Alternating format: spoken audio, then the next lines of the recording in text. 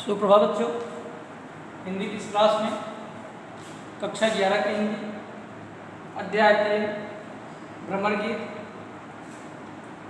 रचनाकार सूरदास जी और पद संख्या 7 का अध्ययन करेंगे। पहले पद को पढ़ते हैं, आप सभी सुने ध्यान से।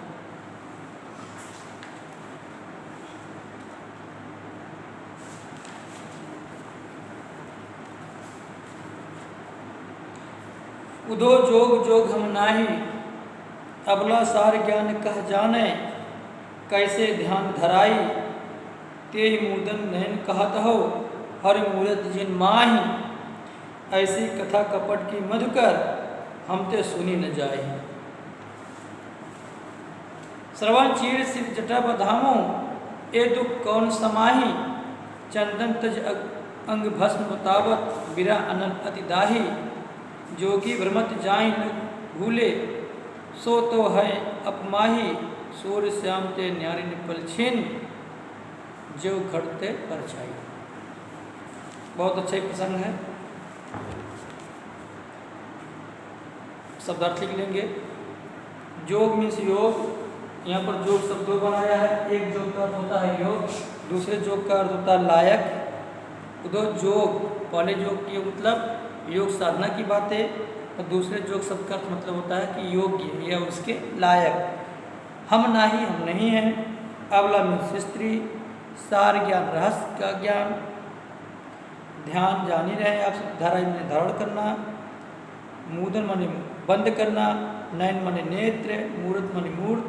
हरि माने ईश्वर। तात्पर्य यहाँ कृष्ण से। यहाँ हर से तात्पर्य कृष्ण से है, बार बार बताते हैं आपको। मधुकर माने भ्रमर। हमते माने हमसे। श्रवण माने कान। जटा मीन्स जटा होता है। तज माने त्याग करके।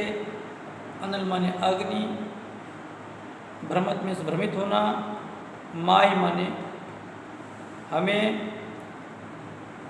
परछाई माने छाया। पल छिन माने पल भर के लिए, क्षण भर के। घट माने शरीर। यहाँ घट से तात्पर्य शरीर से, घट से नहीं। संदर्भ पूर्वक रहेगा।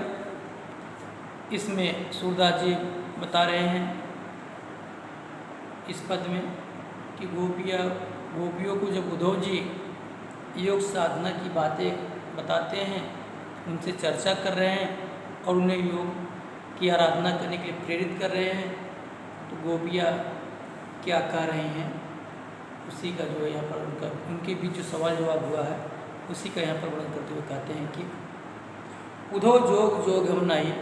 गोपियाँ उद्धव से कह रही हैं, हे उद्धव, आप जिस योग साधना की बात कर रहे हो, आप उस योग साधना के योग्य हम लोग नहीं हैं, अर्थात उसके लायक हम सभी नहीं हैं। अबला सार ज्ञान कह जाने, हम तो स्त्री हैं, हम अबला हैं और हम अबला उस योग या निराकार ईश्वर के महत्व को, रहस्य को कुछ नहीं जानते। हम ग्वालाएँ या हम तो स्त्री हैं। हम सभी स्त्रियां जो हैं, जो आप योग साधना की बात कर रहे हैं, जिस योग साधना करने के लिए, जिस योगी या निराकार ईश्वर की उपासना करने के लिए आप कर रहे हैं, हम उसके रहस्य को जानते नहीं हैं। कैसे ध्यान से जाए? तो आप न तो जानते हैं और न ही उनकी आराधना करने में कोई रस मिलता है, तो हम कैसे उनको जो अपने ध्यान में ले आए, हम इसका किस प्रभाव या किस तरह से उनकी आराधना करने के लिए तैयार हुए। ते मूदन नयन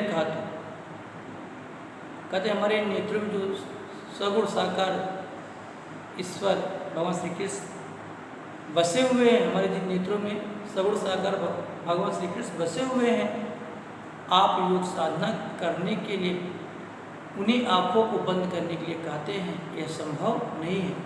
जिन आँखों में हमारे प्रभु कृष्ण की मूर्ति बस गई हो, उन आँखों को हम बंद करके आपके द्वारा बताए गए उस निराकार ईश्वर की उपासना हम कैसे कर सकते हैं, आराधना कैसे कर सकते हैं।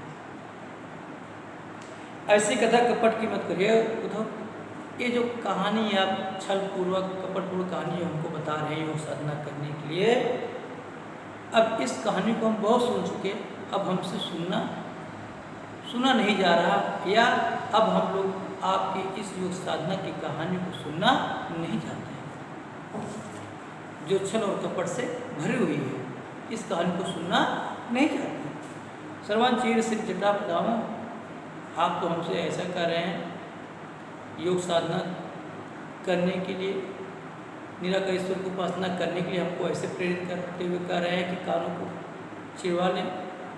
योग साधना निराकार ईश्वर की उपासना करने वाले अपने कानों को जिसे चिरवाए हैं, सिर पर जिसे जटाएं धारण किए हुए हैं, उसी प्रकार हम उस दुख को धारण करने वाले नहीं, न तो अपने कानों को चिरवा सकते हैं और न ही अपने उन योगियों की तरह अपने सिर पर जटा धारण कर सकते हैं।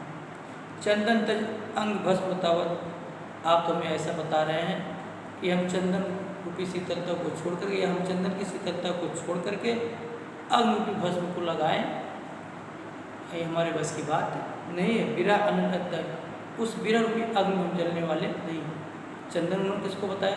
श्री कृष्ण की भक्ति करने में उन्हें जो आनंद मिलता है, जो शीतलता मिलता है, उसकी तुलना गोपियों ने उद्धव से जो है चंदन की तुलना कर रही हैं, चंदन से तुलना करते हुए उद्धव से बता रही हैं। और योग की उपासना करने के लिए, निराकार ईश्वर की उपासना करने के लिए वो अग्नि की बात बता रहे हैं। उद्धव से करे तो अग्नि के समान हमको जला देने वाला भस्म की तरह चंदन कहाँ लगाया था? मस्तक पर। जिसकी उपासना करते हैं वो तो हमें चंदन की तरह शीतलता प्रदान करती है, लेकिन किंतु आप जो जिसकी उपासना करने के लिए करें वो तो हमें अग्नि की तरह जलाने का कार्य करेगा। जोगी भ्रम जाहि लग भूले, आप अपनी इस योग साधना की चर्चा उन योगियों के पास ले जाओ जिनके मन भ्रमित हैं, जिनके मन अस्थिर हैं, जिनके मन चंचल हैं।